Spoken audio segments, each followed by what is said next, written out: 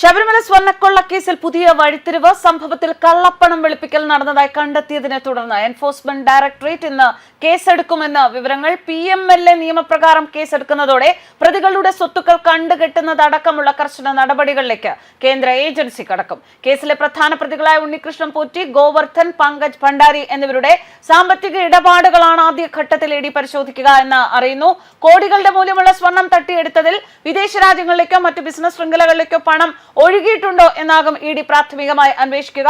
Thiruvithamkoor Devaswom board മുൻ president A. Padmakumar, സ്വർണ്ണ വ്യാപാരി ഗോവർദ്ധൻ എന്നിവരുടെ ജാമ്യാപേക്ഷകൾ ഹൈക്കോടതി ഇന്ന് പരിഗണിക്കാനാണ് വെച്ചിരുന്നത്.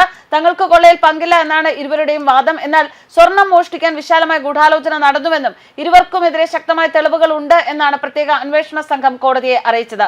ദേവസ്വം ബോർഡ് മുൻ സെക്രട്ടറി ജയശ്രീയെ അന്വേഷണ സംഘം ഉടൻ ചോദ്യം ചെയ്യും. ആരോഗ്യ പ്രശ്നങ്ങൾ ചൂണ്ടിക്കാട്ടി അറസ്റ്റ് തടയാൻ ഇവർ സുപ്രീം കോടതിയിൽ നിന്ന് ഉത്തരവ് നേടിയിട്ടുണ്ട് എങ്കിലും അന്വേഷണവുമായി സഹകരിക്കാൻ കോടതി നിർദ്ദേശിച്ചിട്ടുണ്ട്. ശബരിമലയിലെ സ്വർണ്ണപ്പാളികളുടെ ശാസ്ത്രീയ പരിശോധനാ ഫലവും ഉടൻ പുറത്തുവരും.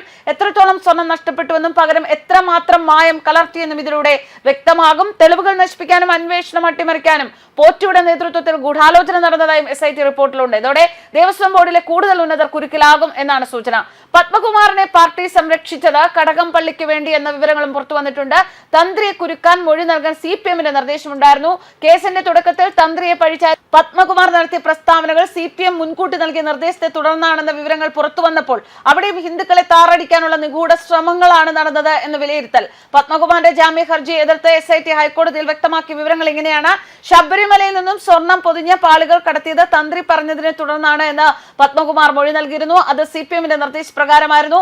പത്മകുമാറിന്റെ ജാമ്യ ഹർജി എതിർത്ത് SIT ഹൈക്കോടതിയിൽ വ്യക്തമാക്കിയത് പാളികൾ സന്നിധാനത്തിന് പുറത്തേക്ക് കൊണ്ടുപോകാൻ ഒരു ഘട്ടത്തിലും തന്ത്രിയുടെ അഭിപ്രായം തേടിയതിന് തെളിവില്ല എന്നാണ്. മഹസറിൽ തന്ത്രിയുടെ ഒപ്പും ഉണ്ടായിരുന്നില്ല.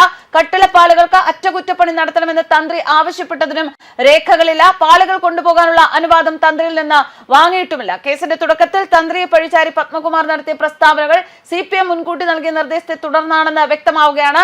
തന്ത്രിയുടെ നേതൃത്വത്തിലാണ് സ്വർണ്ണക്കൊള്ള നടന്നത് എന്ന് വരുത്തി തീർത്ത് കോടിക്കണക്കിന് അയ്യപ്പ ഭക്തരുടെ വിശ്വാസത്തെ വീണ്ടും വ്രണപ്പെടുത്താനായിരുന്നു പാർട്ടി ശ്രമിച്ചത്. ഒപ്പം കൊള്ളയിലെ പാർട്ടി പങ്ക് മറയ്ക്കാനും. 2019 മാർച്ചിൽ ദേവസ്വം ബോർഡിന്റെ പൂർണ്ണ സമ്മതത്തോടെയാണ് പോറ്റി വശം പാളുകൾ ചെന്നൈ സ്മാർട്ട് ക്രിയേഷൻസിൽ കൊടുത്തുവിടാൻ തീരുമാനിച്ചത്. ഇത് സംബന്ധിച്ച മിനിറ്റ്സ് ഉണ്ട്. ആ മിനിറ്റ്സിൽ രണ്ടിടത്ത് പത്മകുമാർ സ്വന്തം കൈപ്പടയിൽ തിരുത്തൽ വരുത്തിയിട്ടുണ്ട്. പിച്ചള പാളുകൾ എന്നത് തിരുത്തി ചെമ്പുപാളുകൾ എന്നാക്കി. കൂടാതെ പാളുകൾ കൊടുത്തുവിടാൻ അനുവദിച്ചതായും എഴുതി ചേർത്തു. ഇതിലൂടെ പത്മകുമാർ നേരിട്ടാണ് സ്വർണ്ണക്കൊള്ളയ്ക്ക് വഴിയൊരുക്കിയത് എന്നാണ് SIT ഹൈക്കോടതിയിൽ പറഞ്ഞത്. മിനിറ്റ്സിൽ പത്മകുമാർ അധിക വാചകങ്ങൾ എഴുതി ചേർത്തത് CPM ഉന്നതങ്ങളിൽ നിന്നുള്ള നിർദ്ദേശത്തിലാണ് എന്നാണ് വിലയിരുത്തൽ. ശബരിമല സ്വർണ്ണക്കൊള്ളയിൽ A. പത്മകുമാർ ക്രിമിനൽ ഗൂഢാലോചന നടത്തി എന്ന് കൊല്ലം വിജിലൻസ് കോടതിയും വെളിപ്പെടുത്തിയിരുന്നു. വേലി തന്നെ വിളവ് തിന്നു എന്നും നിരീക്ഷണം.